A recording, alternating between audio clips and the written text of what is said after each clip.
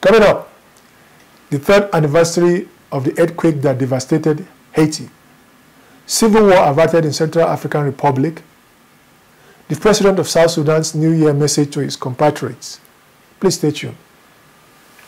On January 10, 2010, Haiti was almost suddenly reduced to a rubble within the blink of an eye.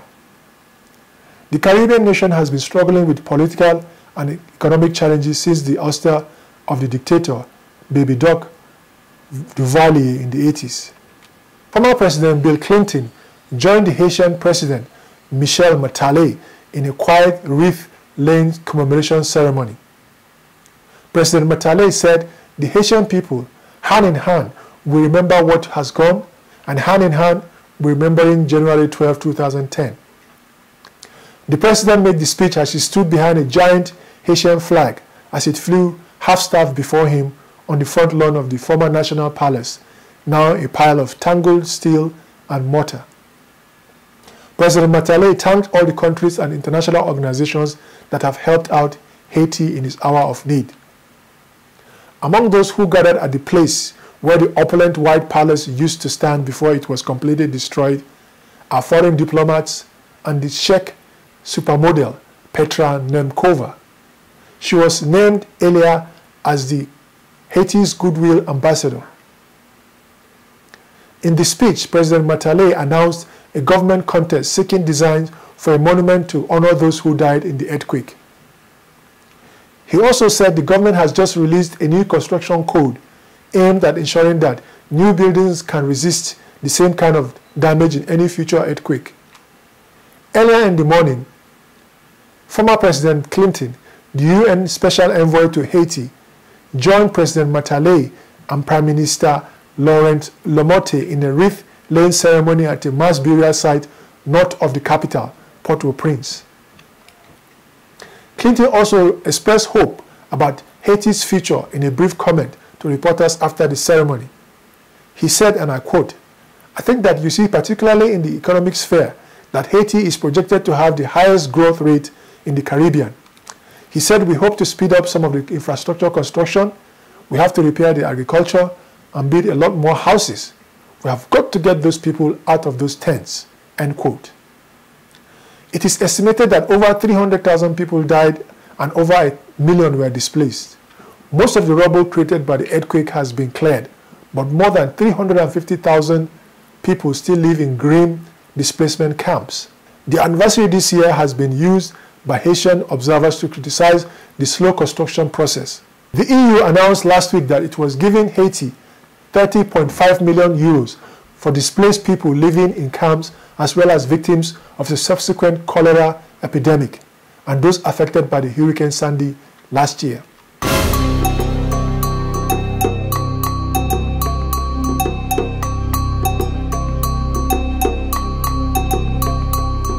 The President of the Central African Republic, Francois Bozeze, has agreed to a peace deal with the rebel group known as the Seleka.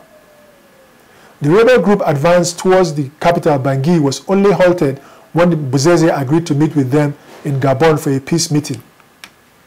The latest crisis started when some disgruntled member of the army mutinied and decided to take up arms against the government in Bangui. They accused the government of reneging on the promises made at the last peace deal reached with them. With the new peace deal in Gabon, the power of the president is greatly reduced and is to create and appoint a prime minister from the opposition, and finally the president does not have the power to dissolve parliament anymore. And additionally, the rebel army will be fully absorbed into the national army. So far that deal is holding, and we hope it does.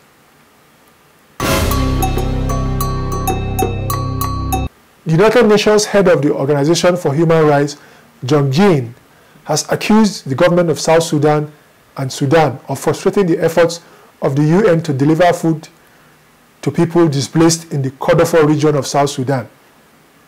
This alarm was raised because of the possibility of innocent people starving to death due to the intransigence of both governments.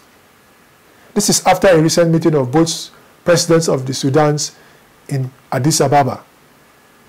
The meeting was aimed at compelling both Sudans to implement the agreement they have both agreed to. The president of South Sudan, President Salva Kiir Mayardit, in his New Year message to his fellow citizens, called on South Sudanese to start the new year by reflecting on their past to inform the future. The message indicated that a new year brings new hopes, challenges, and new opportunities, and that the people of the country need to build a peaceful, prosperous, secure, and stable South Sudan. President Mayardit said it is unfortunate that as the country celebrates these new beginnings, there are still tribal conflicts going on due to cattle rustling, pinpointing the current conflict in Jonglei State between the Lower Noa and the Mule tribes.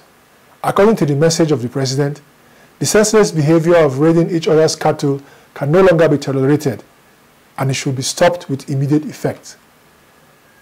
The message said that cattle in South Sudan are a source of pride, culture, and national resource, and therefore should not be reduced or turned into a cost resource. President Mayardit called on the Lower Noa youths who are currently occupying Mule villages, claiming they are looking for their stolen cattle, abducted children, and women, to leave the Mule villages and return to their villages immediately, insisting that the government must be the one to pursue the stolen cattle, abducted children, and women.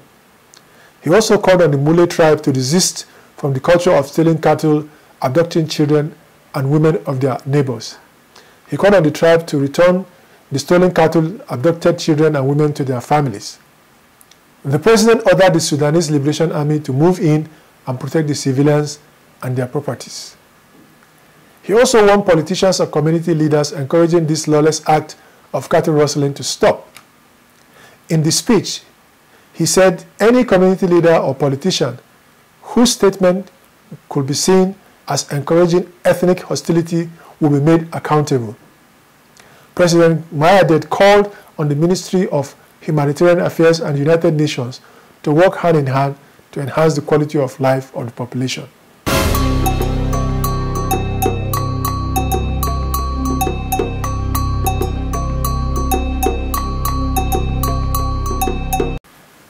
Welcome back. You are watching the World Today only on Africa Globaltv. The inauguration of the president and president-elect of Venezuela, Hugo Chavez, had been postponed indefinitely. This came after the president of the National Assembly read a letter sent by the vice president, Nicolas Maduro, that President Hugo Chavez will not be well enough to attend the inauguration scheduled for the 10th of January 2013. President Hugo Chavez is in Cuba receiving treatment for cancer.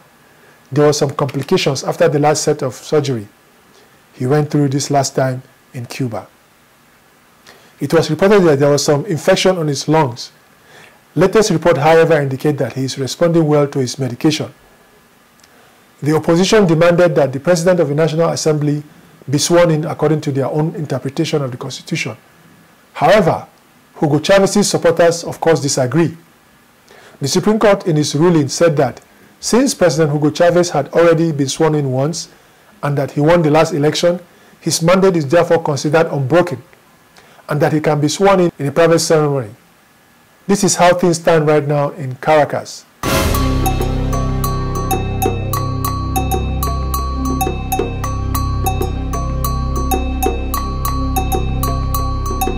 Now let's go to one inauguration that actually took place. In Ghana, despite the fact that the opposition has not considered yet and have taken their grievances to the highest court in the land, President and President-elect John Dramani of the NDP has been sworn in. President Dramani became the flag bearer of the NDP after the sudden death of President Atta Mills.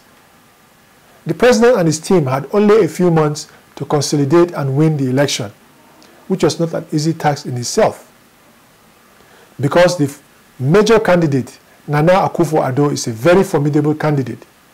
He's a very popular figure in Ghana, son of an ex-president and the Minister for Foreign Affairs in the previous government.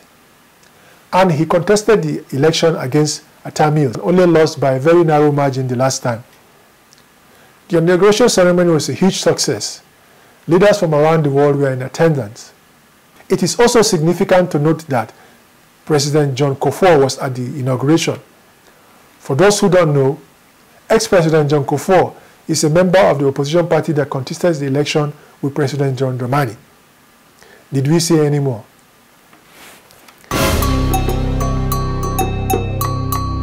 The African Cup of Nations, which normally holds every 2 years, is happening 1 year earlier because of the World Cup holding in Brazil. And on top of that, there is also a venue change to South Africa after the possibility of holding the tournament in its original venue, Libya, was cancelled for obvious reasons. The tournament cannot hold in Libya at this time because of the ongoing transition. We are, however, happy to report that the tournament has taken off without a hitch in South Africa. The host country, South Africa, and its team, Bafana, faced off with the African Nations Cup debutants, Cape Verde. The match ended as a goalless draw. We will bring you more in-depth report as the tournament proceeds. Thanks for watching. I'm Mustafa Amego. Until next time.